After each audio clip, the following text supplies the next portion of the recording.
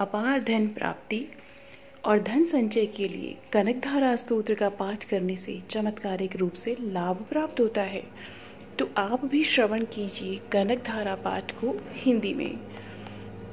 जैसे भ्रमरी अधखिले कुसुमों से अलंकृत तमाल तरु का आश्रय लेती है, उसी प्रकार जो प्रकाश श्री हरि के रोमांच से सुशोभित श्री अंगों पर निरंतर बढ़ता रहता है तथा जिसमें संपूर्ण ऐश्वर्य का निवास है, संपूर्ण मंगलों की अधिष्ठात्री देवी भगवती महालक्ष्मी का वह कटाक्ष मेरे लिए मंगलदायी हो।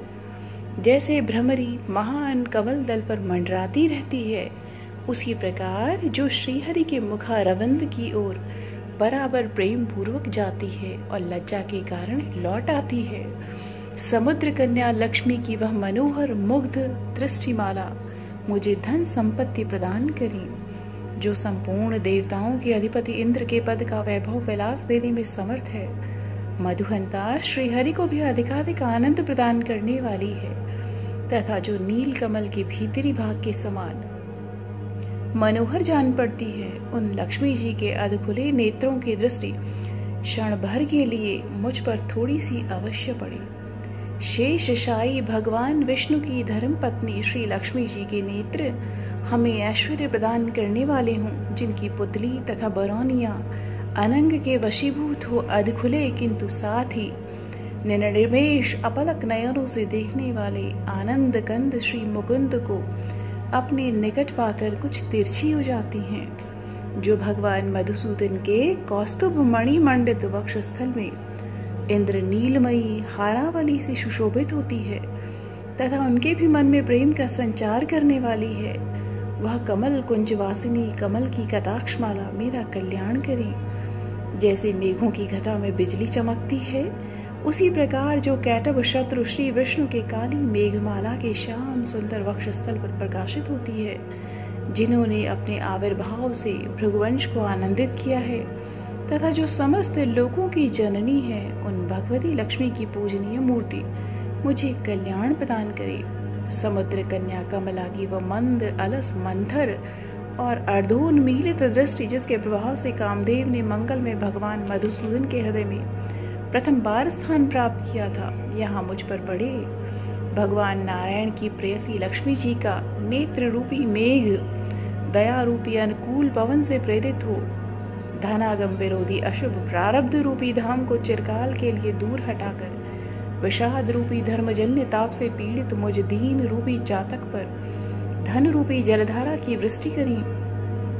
विशिष्ट बुद्धि वाले मनुष्य जिनके प्रीति पात्र होकर जिस दया दृष्टि के प्रभाव से स्वर्ग पद को सहज ही प्राप्त कर लेते हैं, पद्मासना पद्मा की वह विकसित कमल गर्भ के समान कांतिमयी दृष्टि मुझे मनोवांछित पुष्टि प्रदान करे। जो सृष्टि लीला के समय वाग देवता अर्थात ब्रह्म शक्ति के रूप में विराजमान होती है तथा प्रलय लीला के काल में शाकंभरी अर्थात भगवती दुर्गा अथवा चंद्रशेखर वल्लभा पार्वती के रूप में अवस्थित होती हैं।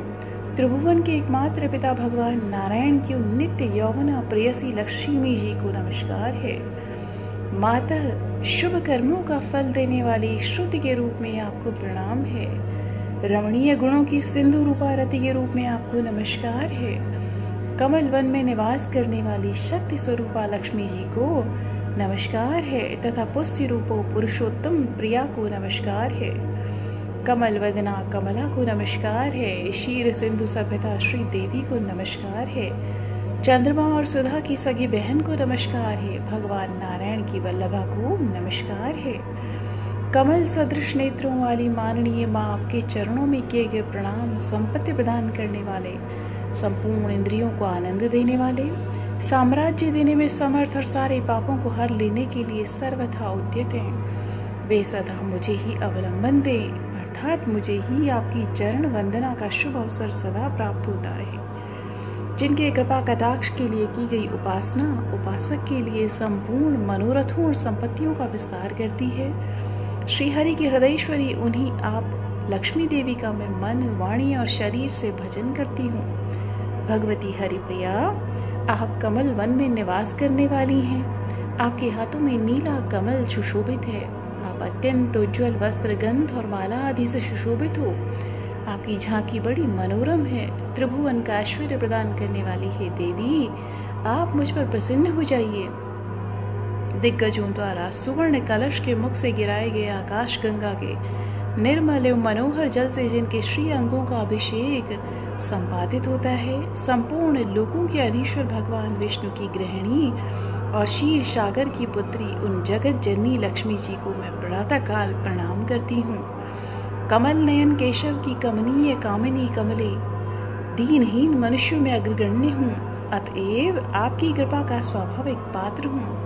आप उमड़ती हुई करुणा की बाढ़ की तरह तरंगों के समान कटाक्षों द्वारा मेरी ओर देखें। जो मनुष्य इन स्तुतियों द्वारा प्रतिदिन वेद त्रयी स्वरूपा त्रिभुवन जननी भगवती लक्ष्मी जी की स्तुति करते हैं, वे इस भूतल पर महान, गुणवान और अत्यंत सौभाग्यशाली होते हैं तथा विद्वान पुरुष भी उनके मनोभावों को जानने के लिए उत्सुक रहते हैं। तो सभी भक्तजन प्रेम से बोलिए, जय माँ लक्ष्मी, जय माँ भगवती।